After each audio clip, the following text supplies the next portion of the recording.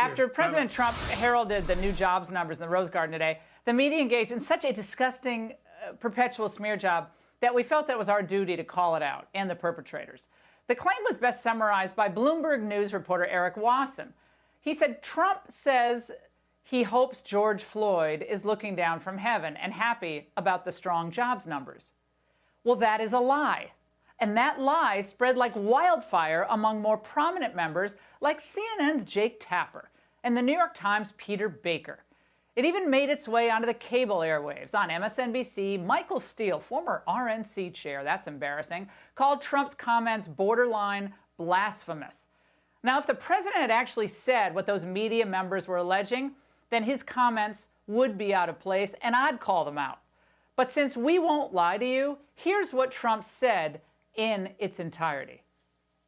Equal justice under the law must mean that every American receives equal treatment in every encounter with law enforcement, regardless of race, color, gender, or creed. They have to receive fair treatment from law enforcement. They have to receive it. We all saw what happened last week. We can't let that happen. Hopefully, George is looking down right now and saying, there's a great thing that's happening for our country. There's a great day for him. It's a great day for everybody. This is a great day for everybody. This is a great, great day in terms of equality.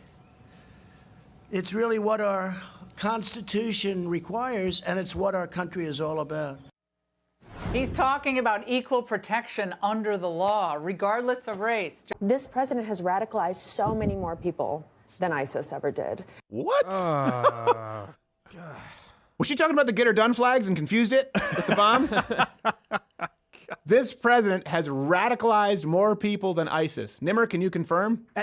Like, how many people have been like MAGA and beheadings? Like, I just want to know, like, how many? We've seen in the past 2 weeks. The left love to redefine words. Racist, fascist, bigot, sexist. These words have been misused and overused so much they have lost all meaning. Now the left are redefining what peaceful means. Any protest that has seen multiple murders, bashings, widespread looting and destruction of property is not peaceful. This is not peaceful.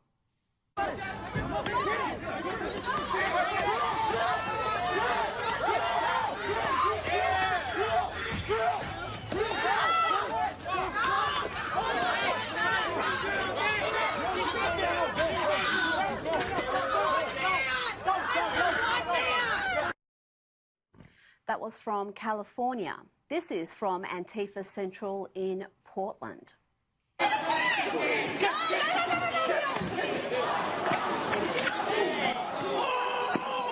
Holy, stop! He's done. Leave him alone. The full video shows the activists continuing to hector the man even as he lays bleeding on the road. So peaceful. Also in Portland, this man was bashed for standing peacefully with the American flag. Because we're done with people like you. Have your opinion.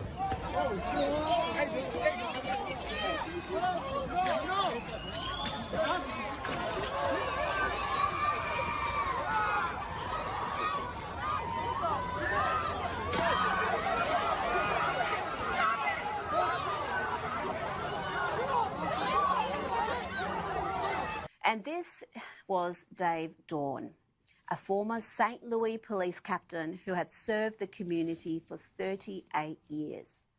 The 77-year-old grandfather was shot dead trying to defend a store from protesters and looters.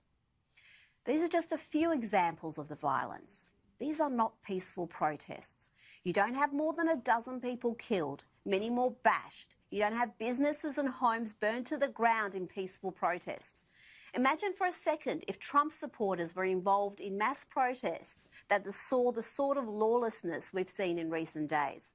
You think the media would be falling over themselves to portray the protests as mainly peaceful because the majority weren't involved in the violence? You think celebrities and the political class would be putting up bail money for those arrested? No, they'd be painted as violent extremists, and anyone associated with the protest would be similarly condemned. It seems like a dream now, which actually it was. None of it was real. Nobody colluded with Vladimir Putin. Nobody changed vote totals or met secretly in Prague or had a P-tape, whatever that is. There was never a Russia conspiracy. Hillary Clinton wasn't robbed of her rightful position by Julian Assange or Roger Stone or anyone else. Hillary lost the election because she was an entitled boor who didn't run on anything. In the end, that's what Robert Mueller proved. The news anchors couldn't handle that. They couldn't handle that conclusion. It was too far from what they'd promised their audiences for so long. They were too invested in the lies. When the report arrived in Congress this morning, they found themselves reduced to huffing and sputtering. They couldn't admit what was in the report. Well, they told us, Robert Mueller didn't exonerate President Trump. Okay. I mean, that may be true, but only theologically. Mueller doesn't have the power to absolve sin. Only God can. But in every other sense, Mueller's report was exculpatory. If dozens of federal prosecutors spent 2 years trying to charge you with the crime and then found they couldn't, it would mean there wasn't any real evidence you did it. And that's what happened here. You may not like Donald Trump, but that's what we just learned from the Mueller report. You would have to be a mindless partisan to deny it. A lot of news anchors turn out to be mindless partisans. When the facts contravene the interests of their party, they deny the facts. Then they attack anyone who persists in stating the obvious out loud.